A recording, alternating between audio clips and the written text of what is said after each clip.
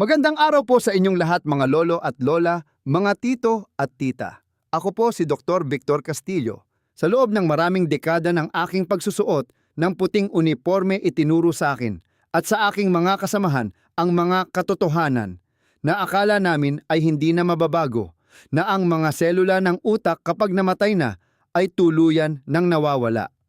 Na kapag dumating ang katandaan, ang paghina ng memorya at pag-iisip ay isang panghabambuhay na sentensya na hindi na maaaring iapela.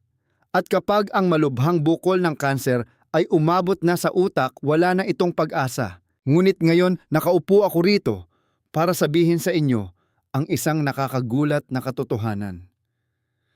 Mali ang siyensya noon. Mali ang mga lumang libro sa medisina. Tayo ngayon ay pumapasok na sa isang bagong panahon ng medisina kung saan ang mga bagay na akala natin ay imposible ay tuluyan ng nababasag. Ang inyong utak ay hindi sumusuko.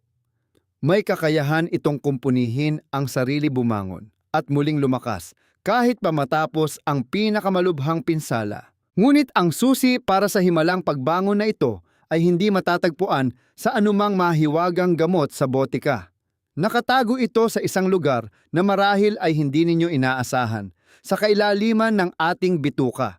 Doon may isang masigla siksikan at napakakomplikadong komunidad ng mga mikrobyo na parang kagubatan ng Sierra Madre na may hawak ng kapangyarihang magdesisyon para sa kalusugan ng ating utak sa haba ng ating malusog na buhay at maging sa manipis na linya sa pagitan ng buhay at kamatayan ng isang pasyenteng may kanser.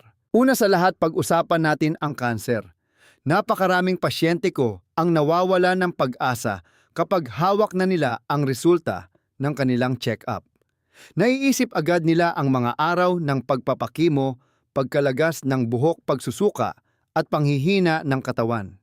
Ngunit ang modernong medisina ay nagdala ng isang bagong himala na tinatawag na immunotherapy.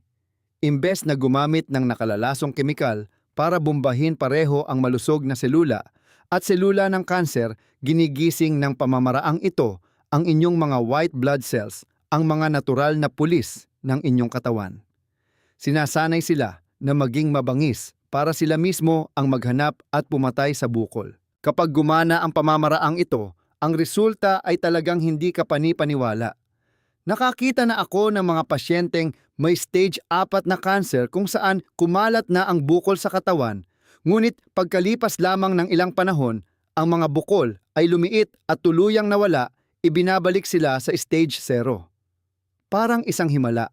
Lahat ng pasyenteng may kanser ay dapat magtanong sa kanilang doktor tungkol sa lunas na ito. Ngunit ito ang pinakanakakagulat na bahagi. Kahit gaano pa ito kaganda ang immunotherapy, ay gumagana lamang sa halos 20% ng mga pasyente. Sa natitirang 80%, ang kanilang immune system ay parang mga basang rebentador na ayaw pumutok. Parehong sikat at mamahaling gamot, parehong paraan ng paggagamot, pero bakit ang isa ay himalang gumaling habang sa isa naman ay walang epekto ang gamot? Saan nagkatalo? Noong taong 2017, nagkaroon ako ng karangalang dumalo sa isang espesyal na pagpupulong sa Makati, kasama ang mga pinakamagagaling na eksperto sa buong mundo. Ang pamagat ng pagpupulong ay Bagong Pananaw sa Kanser. Ang pinakanakakapanibago sa komperensyang ito ay ang mahigpit na patakaran ng mga nag-organisa. Bawal na bawal pag-usapan ang chemotherapy o anumang tradisyonal na panggagamot. Parang nakakabaliw pakinggan, hindi po ba? Isang pagpupulong tungkol sa kanser pero bawal pag-usapan ang gamot. Ano na lang ang pag-uusapan? Aba, kinailangan naming pag-usapan ang tungkol sa pagtulog, stress, tamang nutrisyon, pagmamahal at pakikipagkapwa-tao. Ngunit ang pinakasentro na gumulat sa buong bulwagan ng araw na iyon ay ang presentasyon ng isang napakagaling na babaeng mananaliksik, si Doktora Laura Sobel. Ipinakita niya ang mga datos ng pag-aaral sa 200 pasyenteng may kanser na ginagamot ng immunotherapy. Hinalungkat ng kanyang grupo ang lahat ng record. Hinanap nila ang pagkakaiba sa pagitan ng 20% himalang nabuhay at sa 80% hindi tinablan ng gamot. Sinuri nila ang genetics o lahi walang pinagkaiba. Tiningnan nila ang edad kasarian, mga dating sakit, mga gamot na iniinom. Wala silang nakitang kahit anong pahiwatig. Ngunit nang tutukan nila ng flashlight ang bituka ng mga pasyenteng ito, isang nakakikilabot na katotohanan ang lumabas. Ang nag-iisang pagkakaiba, ang tanging bagay na nagdesisyon kung sino ang ililigtas ng immune system at kung sino ang maiiwan ay ang presensya ng isang maliit na uri ng bakterya sa malaking bituka. Ang pangalan nito ay Akkermansia. Ang mga pasyenteng maganda ang naging reaksyon sa immunotherapy, ang mga taong naagaw ang buhay mula sa kamatayan ay mayroong napakarami at malusog na hukbo ng Akkermansia sa kanilang bituka. Sa kabilang banda, ang mga pasyenteng hindi tinablan ng gamot at paralisado ang immune system ay walang-wala o kulang na kulang sa bakteryang ito. Mga lolo at lola, nang marinig ko iyon, halos malaglag ang pangako. Natahimik ang buong bulwagan. Hindi na ito simpleng usapan kung ano ang madaling matunaw o kung ano ang inumin para hindi matibi. Ang bakteryang Akkermansia na ito ay hindi basta mas maganda kung meron, ayos lang kung wala. Ito ay isang bagay na obligadong meron. Ito ang manipis na linya na nagdedesisyon ng buhay at kamatayan. Kaya sino ba talaga itong kabalyerong Akkermansia at bakit napakamakapangyarihan nito? Natuklasan ng hindi pa umaabot sa 30 taon ang nakalilipas, ang Akkermansia ay pinarangalan ng siyensya bilang pundasyong bakterya. Ibig sabihin, ang presensya nito ay ang mismong haligi ng buong palasyo ng ating kalusugan. Bukod sa pagsasanay sa immune system para labanan ang kanser, napakahusay din nito sa pagkontrol ng asukal sa dugo. Napatunayan ng mga pag-aaral na ibinababa ng Akkermansia ang HbA1c, ang average na asukal sa dugo, sa loob ng 3 buwan at pinapaganda ang pagtugon ng katawan sa insulin. Higit pa rito, ipinapakita ng mga pinakabagong pag-aaral na may kakayahan ang bakteryang ito na utusan ang bituka na gumawa ng isang hormone na tinatawag na GLP-1. Ang mga may diabetes o gustong pumayat ay malamang narinig na ang tungkol sa mga mamahaling ineksyon ng GLP-1 na umaabot sa libu-libong piso kada buwan. Imbes na magtiis sa masakit at magastos na ineksyon, ginagawa iyan ng Akkermansia ng libre sa loob ng inyong katawan. Pinapabilis nito ang metabolismo at tumutulong na kontrolin ang timbang sa natural na paraan. Ngunit ang himala ng GLP-1 ay hindi lang para sa maliit na baywang o sa pagbaba ng asukal. Ang mga reseptor na sumasalo sa hormone na GLP-1 ay nakakalat sa ibabaw ng 100,000 kilometro ng mga daluyan ng dugo sa ating katawan, kabilang ang daan-daang kilometro ng maliliit na ugat sa ating utak. Kapag pinagana ng Akkermansia ang GLP-1, nililinisan, pinaluluwag at pinalalakas nito ang buong malaking network ng mga ugat na ito. Makakatanggap ang inyong utak ng dugong mayaman sa oxygen at napakaraming sustansya. Dahil dito, nililinis nito ang mga bara sa ugat, pinapabagal ang pagiging ulyanin at pinoprotektahan ang inyong memorya. Ang pinakamahalagang tanong ngayon ay, paano natin maipapasok ang kabalyerong Akkermansia na ito sa ating katawan? Mayroon itong malungkot at masayang balita. Ang malungkot na balita, hindi ninyo makikita ang Akkermansia sa anumang natural na pagkain. Walang gulay, karne, isda o prutas na naglalaman ng bakteryang ito para makain ninyo. Ngunit ang masayang balita ay kung mayroon kayong kahit kaunting bakteryang ito na nagtatago sa inyong bituka, maaari ninyo silang alagaan, patabain at paramihin para maging isang napakalaking hukbo. Parang nakahanap kayo ng isang bihira at natatanging hayop sa kagubatan, kailangan ninyong alamin kung ano ang paborito nilang kainin para lumapit sila at dumami. Kailangan ko po ang inyong tulong sa isang maliit na bagay. Napansin ko sa mga mensahe at komento na maraming nanonood ng aking mga video pero hindi napapansing hindi pa pala sila nakapag-subscribe sa ating channel. Pwede po bang pakicheck ninyo ngayon? Libre lamang po ito, 2 segundo lang at nakakatulong ito upang maabot natin ang mas maraming taong tulad ninyo na naghahanap ng totoong impormasyon sa kalusugan na batay sa siyensya. Saan ba nakatira ang Akkermansia? At ano ang gusto nilang kainin? Nakatira sila pangunahin sa ibabang bahagi ng malaking bituka, lalo na sa bahagi ng sikum, kung saan nagtatagpo ang maliit at malaking bituka. Alam po ba ninyo ang maliit na bituka na tinatawag na appendix? Sa loob ng maraming taon, itinuturing ng medisina ang appendix bilang isang walang kwentang bagay na naiwan lang ng ebolusyon. Kapag namaga ng konti agad, itong ipinapatanggal ng mga doktor. Alisin na iyan para walang problema, wala naman iyang silbi. Iyan ang laging sinasabi. Ngunit ngayon, dahil mas maliwanag na ang siyensya, kailangan naming yumuko at humingi ng tawad sa inang kalikasan. Ang appendix ay hindi walang silbi. Ito pala ay isang bunker, isang napakaligtas na taguan. Kapag nagtai kayo ng malala o kapag kinailangan ninyong uminom ng matapang na antibiotic na pumapatay sa lahat ng bakterya sa inyong tiyan, ang appendix na ito ang pumuprotekta at nagtatago sa mga pinakamahahalagang bakterya kabilang ang Akkermansia. At kapag humupa na ang bagyo, lalabas sila mula sa taguang ito upang muling buuin ang inyong malusog na bituka. At ang pinakapaboritong pagkain ng Akkermansia, nakakagulat man, ay muchin o ang uhog na nakabalot sa loob ng bituka. Medyo nakakadiri pakinggan, ngunit mga tito at tita, ang buong loob ng ating bituka ay nababalutan ng isang napakahalagang natural na uhog. Ang uhog na ito ay parang waterproof na pintura na pumoprotekta sa bituka para hindi masira ng asido at lason. Ang Akkermansia ay nakakapit sa pinturang ito at kinakain ito ng paunti-unti. Kapag tama ang inyong kinakain, mas makapal at mas marami ang inilalabas na uhog ng inyong bituka. Dahil maraming pagkain, napakabilis dadami ng Akkermansia. Paano natin uutusan ang bituka na gumawa ng mas maraming uhog?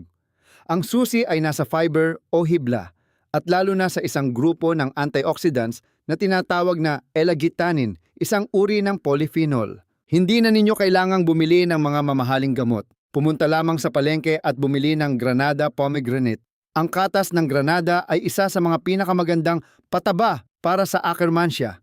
Kumain din ng isang dakok na pinatuyong cranberries, ngunit iwasan ang mga nakabote na cranberry juice dahil punong-puno iyon ng masamang asukal. Kumain ng sariwang ubas, lalo na ang itim at pulang ubas. Kahit sa mga pampalasa nating mga Asyano ay may nakatagong himala. Ang isang maliit na kutsara ng sukang itim, ang sukang madalas isawsaw sa siomai, ay may mga sangkap na nagpapakain sa Akkermansia. O kaya ang pinatuyong siling labuyo, kahit kaunting anghang lang, ay sapat na para hikayatin ang bituka na maglabas ng proteksyong uhog. Kapag ipinasok ninyo sa inyong katawan ang mga sari-saring pagkaing ito mula sa halaman, hindi lang kayo kumakain para sa inyong sarili. Nagpapakain kayo ng isang malaking salo-salo para sa trilyon-trilyong maliliit na nilalang, ang mga sundalong nagbabantay sa inyong utak at pumipigil sa mga selula ng kanser gabi-gabi. Ang himala ng mga mikrobyo ay hindi lang natatapos sa madilim na sulok ng malaking bituka. May mga paraan sila ng paglalakbay at pakikipag-usap sa utak na nagpapanganga maging sa mga pinakamatalinong doktor sa mundo. Balikan natin ang mga araw noong ako ay unang taon pa lang sa pag-aaral ng medisina. Sa malamig na kwarto ng anatomy, inutusan akong gamitin ang kutsilyo upang sundan ang vagus nerve, isang napakalaking ugat na nagsisilbing pangunahing kable na nagkokonekta sa utak, sikmura at bituka. Sa maraming taon, naniniwala ang medisina na ang kableng ito ang nagdadala ng mga utos mula sa utak pababa sa tiyan at bituka kung paano gumalaw at tunawin ang pagkain. Ang utak ang boss at ang bituka ay tauhan lang.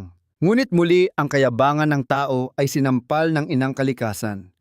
Inilagay ng modernong siyensya ang pinakamakabagong makina sa ugat na ito. At alam ba ninyo ang nangyari? Hindi bumababa ang kuryente. Halos 80 hanggang 70% ng impormasyon at signal ay umaakyat mula sa tiyan papunta sa utak. Ang bituka, ang mismong komunidad ng mga bakterya sa loob ng inyong tiyan, ang walang tigil na tumatawag sa utak at nag-uutos kung ano ang dapat maramdaman at paano dapat mag-react. Kapag nakaramdam kayo ng labis na kaba na parang bumabaligtad ang inyong sikmura, o kapag pagod ang utak at hindi makapag-isip ng maayos, iyan ang mga pagkakataong nagpapadala ng masamang mensahe sa utak ang mga masasamang bakterya sa inyong tiyan. At ang katotohanan tungkol sa mga malinis na bahagi ng katawan ay isang malaking sampal sa mga lumang kaalaman sa medisina. Dati pinipilit kaming isaulo na ang utak, ihi, similya at lalo na ang gatas ng ina ay ganap na walang anumang mikrobyo. Kung may makitang bakterya roon, ibig sabihin ay nasa panganib ang buhay ng pasyente.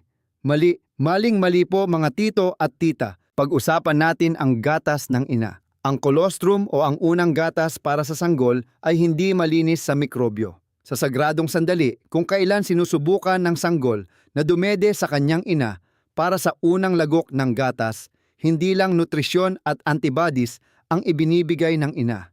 Ang dibdib ng ina ay nagpapasok din sa bibig ng bata ng isang malakas at buhay na hukbo ng bakterya. Ang pinakadakilang bahagi nito ay sa ika-8 buwan ng pagbubuntis, may isang uri ng bakterya na tinatawag na Lactobacillus reuteri na tahimik na namumuhay sa malaking bituka ng ina.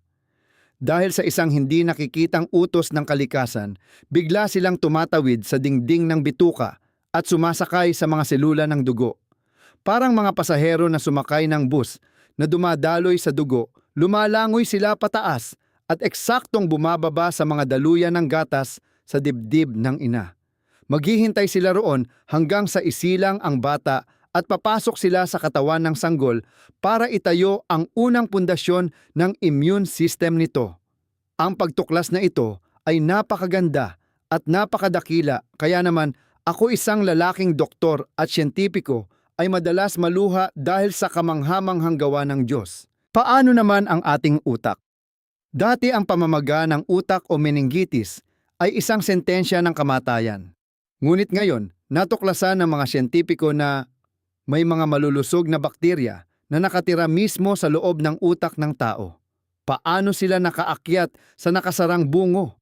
Maraming teorya ang lumabas at ang pinakamaganda rito ay sumakay ang mga bakterya mula sa bituka doon sa malaking vagus nerve. Kumapit doon at umakyat papunta sa utak para magtayo ng sarili nilang bantay doon. Ang napakagandang koneksyong ito ang nagbubukas ng pag-asa para sa mga sakit sa pagliit ng utak. Narinig na ba ninyo ang Parkinson's disease, ang malupit na sakit kung saan nanginginig ang mga kamay at paa at nawawalan ng kontrol ang tao sa kanyang katawan? Ipinakita sa mga unang pag-aaral na ang pagpapapasok ng isang uri ng bakterya na tinatawag na Lactobacillus plantarum, partikular ang PS128, ay may kakayahang pakalmahin ang mga ugat at malaking tulong para pabagalin ang paglala ng Parkinson's sa mga unang yugto nito. Isang maliit na bakterya lang, pero kayang gawin ang bagay na hirap gawin ng napakaraming kemikal na gamot. Mayroon po akong matalik na kaibigan simula pagkabata. Nagkaroon siya ng ALS, amyotrophic lateral sclerosis, isang malupit na sakit sa ugat kung saan unti-unting nalulusaw ang laman at napaparalisa ang katawan habang gising pa rin ang pag-iisip.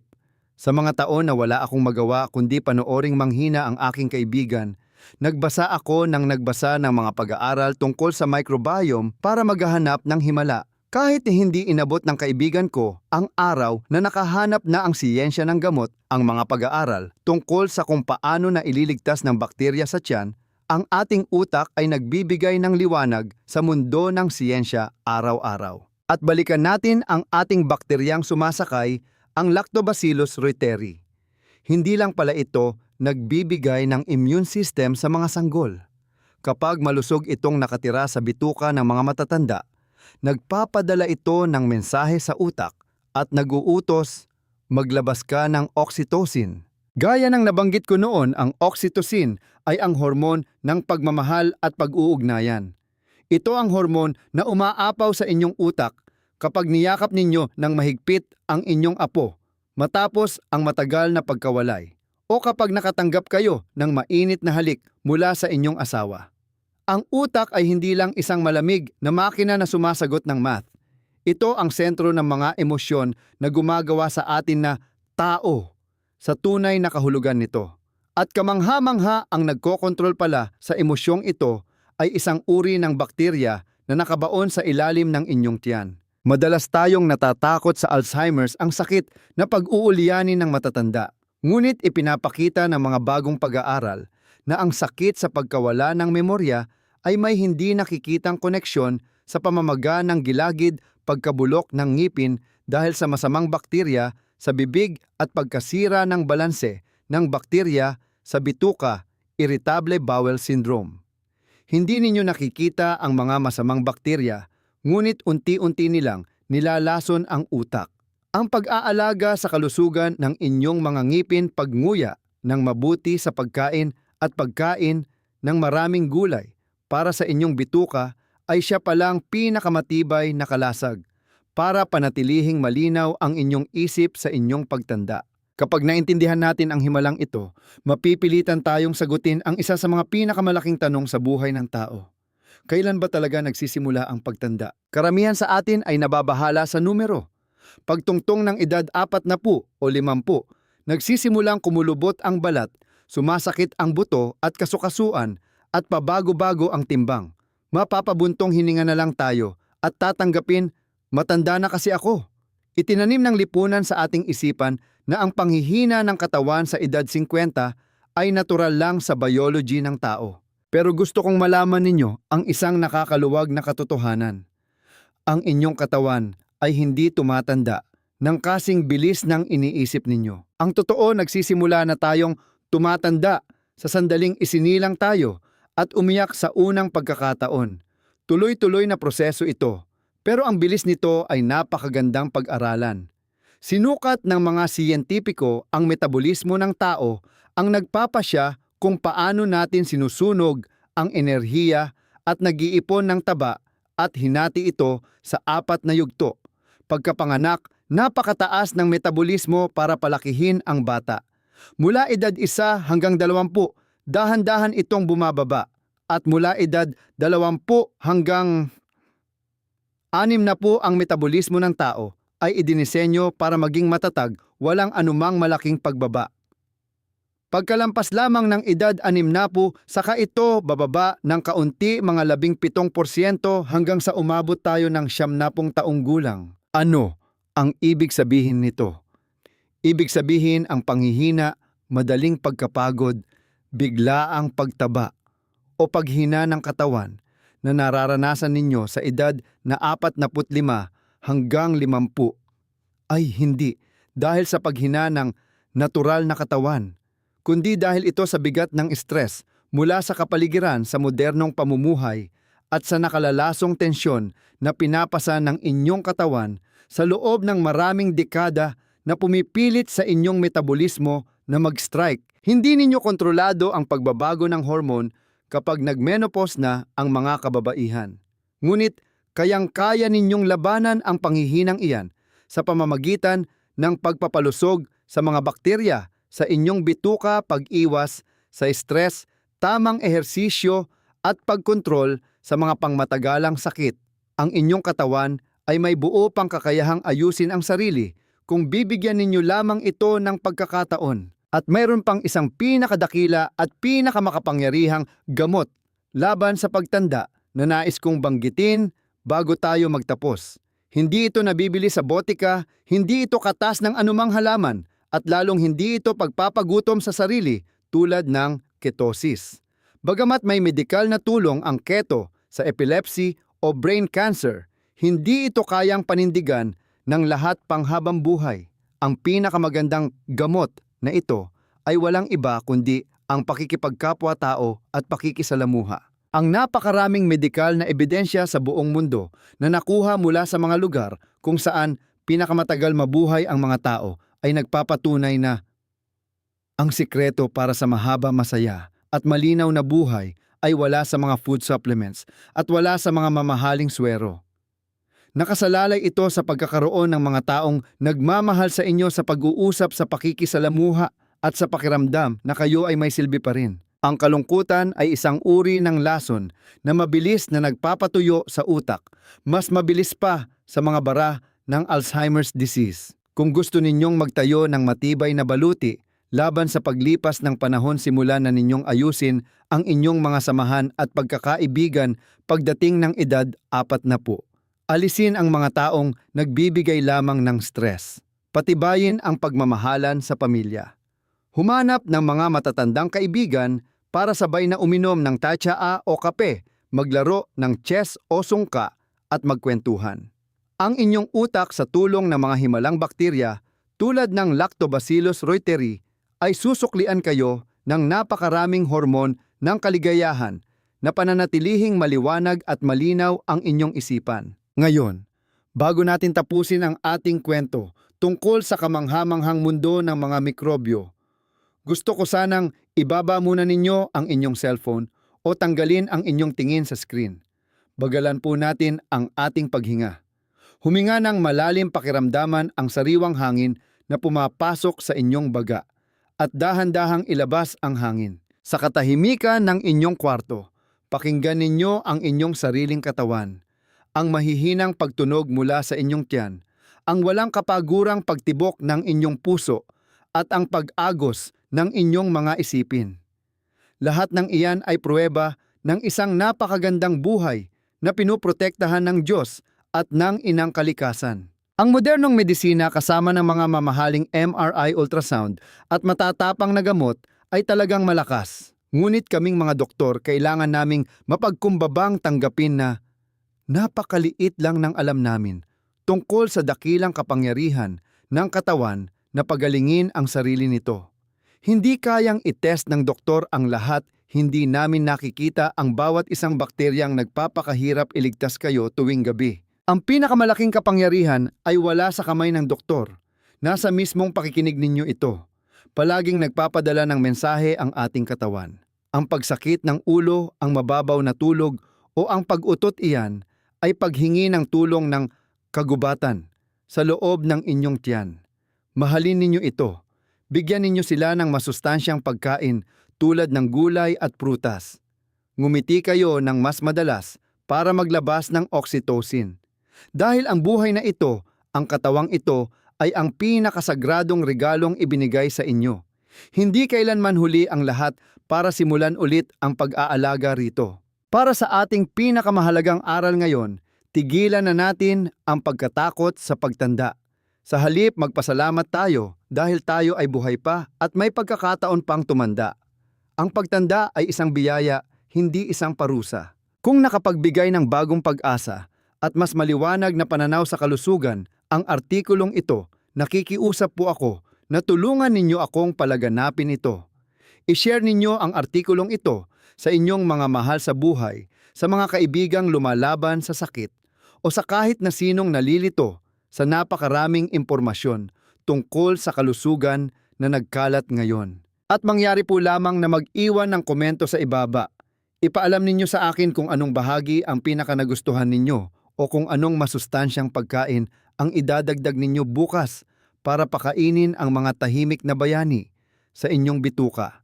Ang inyong suporta at pag-subscribe sa channel na ito ang magbibigay sa akin ng lakas para ipagpatuloy ang aking paglilingkod sa inyo. Hangad ko po para sa inyo ang isang mapayapang buhay, malinaw na kaisipan, at isang pusong palaging umaapaw sa pagmamahal. Ako po si Dr. Victor Castillo, hanggang sa muli.